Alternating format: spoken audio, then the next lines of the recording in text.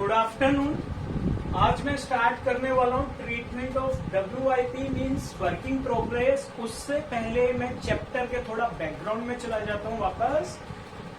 Process costing में कुछ special nature की अकाउंटिंग एडजस्टमेंट होती हैं।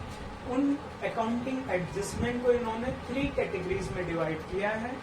फर्स्ट कैटेगरी डील्स करती है प्रोसेस लॉसेस से, मतलब अगर प्रोसेस में कुछ नॉर्मल लॉस या नॉर्मल गेन हुआ है तो उसका अकाउंटिंग एडजस्टमेंट एंट्रीज कैसे होती है, इससे रिलेटेड क्वेश्चन हम ऑलरेडी कर चुके हैं क्लास में।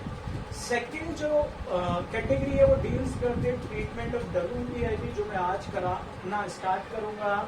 एंड थर्ड कैटेगरी होती है accounting treatment of joint products and by products in process costing, जो हम बाद में डिस्कस करेंगे। अब आता है ट्रीटमेंट और accounting treatment of working progress. Process costing का एक बेसिक फीचर्स ये है कि यहाँ पे कंटिन्यूअस प्रोडक्शन होता है, स्टैंडर्डाइज प्रोडक्शन होता है।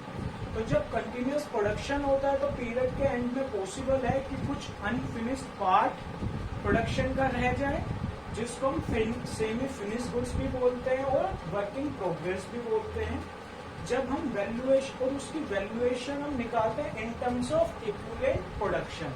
इक्विवेलेंट प्रोडक्शन का मतलब होता है production of a process in terms of completed units. Completed units मतलब टोटल कंप्लीटेड यूनिट्स। इसको फॉर्मूले के थ्रू मैं समझा देता हूँ। Completed units plus number of units working progress multiply by degree of completion in terms of percentage. Completed units यहाँ पे finish goods plus number of units WPIP multiply by degree of completion. इसका क्या मतलब है, suppose करो एक organisation में 50 unit तो फिनिश गुड्स प्रोडक्शन हुआ है प्लस 100 यूनिट्स वर्किंग प्रोग्रेस में वो 60% कंप्लीट हुआ। तो 50 यूनिट्स तो यहाँ गई, प्लस क्या हुआ 100 यूनिट्स हमने मान लिया कि वर्किंग प्रोग्रेस में, और वो कितना परसेंट कंप्लीट हुआ है, एक्सपेक्ट कर रहे हैं कि 60% हुआ है। तब मैं उसको इक्विवेलेंट प्रोडक्शन में कन्वर्ट करना चाहता हूँ। तो मैं ये मान लेता हूँ कि अगर वो 60% कंप्लीट हुआ है तो मतलब 60 यूनिट के इक्वल होगा 100 की। अगर 100 का 60% कंप्लीट हुआ है तो मैं ये भी तो मान सकता हूँ कि वो 60 यूनिट के इक्वल है, तो 60 यूनिट्स ये हो जाएगी। तो टोटल कंप्लीटेड प्रोडक्शन कितना होगा, 50 प्लस 60 110।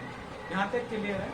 फिर यहाँ पे प्रोसेस कॉस्टिंग में WIP की अकाउंटिंग एडजस्टमेंट के लिए कुछ स्पेसिफिक स्टेप्स है जो हमें फॉलो करने होते हैं। वो अभी बस याद रखने वो स्टेप्स क्या है, अभी उसके डीप में नहीं जाना है। जब क्वेश्चन करेंगे तो ऑटोमेटिकली वो समझ में आ जाएगा। तो फर्स्ट स्टेप होता है calculation of equivalent production. Equivalent production मतलब completed units, finish goods plus working progress in terms of completed units, इन दोनों का टोटल उनको कैलकुलेट करना। सेकंड होता है ascertainment of net total cost of each element of cost.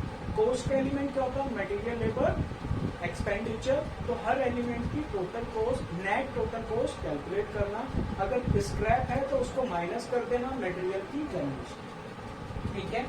फिर third step है असर्टेनमेंट पर unit cost of each element. जो हर एलिमेंट है, मटेरियल, लेबर, ओवरहेड, उसकी पर यूनिट कॉस्ट निकालना। तो पर यूनिट कॉस्ट कैसे निकलेगी, मटेरियल के अगर मुझे निकालना है तो मटेरियल की total cost divide by total respective quantities of material. अगर लेबर का निकालना है तो total labour cost and total respective quantities of labour, ठीक है, पर यूनिट कॉस्ट आ जाएगी।